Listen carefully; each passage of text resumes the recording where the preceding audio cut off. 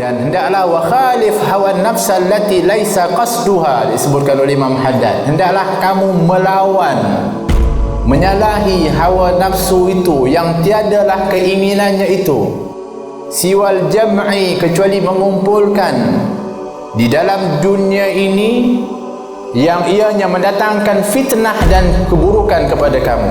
Nafsu ni dia selalu bawa kita benda-benda yang akhirnya menjadi masalah kepada kita. Itu sifat nafsu. Seronok tapi nanti jadi masalah.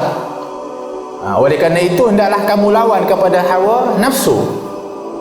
Dan di antara sebab kenapa hawa nafsu itu dijadikan oleh Allah Subhanahu wa taala, pada dasarnya adalah merupakan ujian kepada hamba-Nya, iaitu kepada manusia. Akan tetapi sebenarnya ada fungsi kepada hawa nafsu, supaya hawa nafsu itu ialah diarahkan pada tempat yang telah pun ditetapkan oleh syarak. Maknanya Allah Subhanahu wa taala berikan nafsu kepada kita, dan Allah berikan saluran kepada kita untuk menyalurkan kepada hawa nafsu. Bukan bermakna Allah Subhanahu wa taala letakkan nafsu kemudian tak ada jalan, kamu hanya lawan saja. Tak, ada tempat untuk kamu salurkan kepada hawa nafsu itu. Seperti hawa nafsu syahwat disebutkan, maka ada perkahwinan yang telah pun dibenarkan oleh syarak. Mengenai makan, ada dibenarkan makan halalan thayyibah, bermakna sebenarnya saluran hawa nafsu itu ada telah pun diberikan ruang dan peluang oleh Allah, oleh syarak.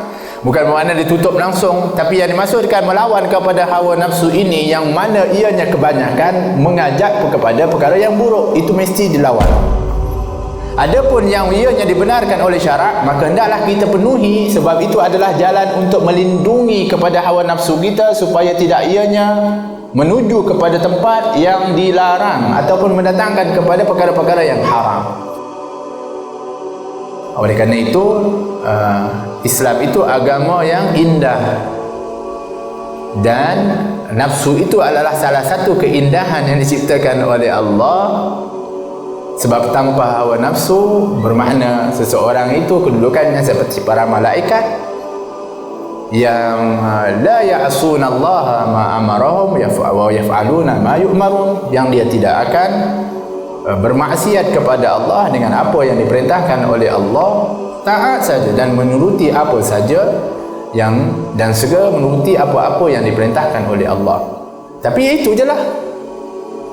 Tapi yang kita hari ini ada kehidupan, nampak, perasaan, rasa dan semuanya adalah daripada nafsu itu. Akan tetapi ianya adalah merupakan ujian juga yang berat yang ada kepada seseorang itu.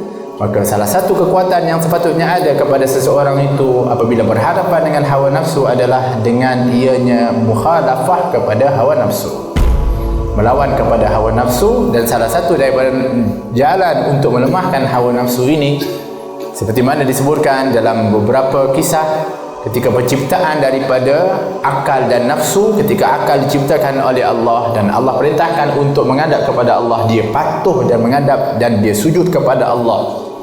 Berbeza dengan nafsu, ketika dimerintahkan oleh Allah untuk menghadap, dia enggan. Maka setelah itu Allah Subhanahu wa taala ciptakan satu rasa, yang dengan rasa ini dia tunduk kepada Allah, iaitu rasa lapar.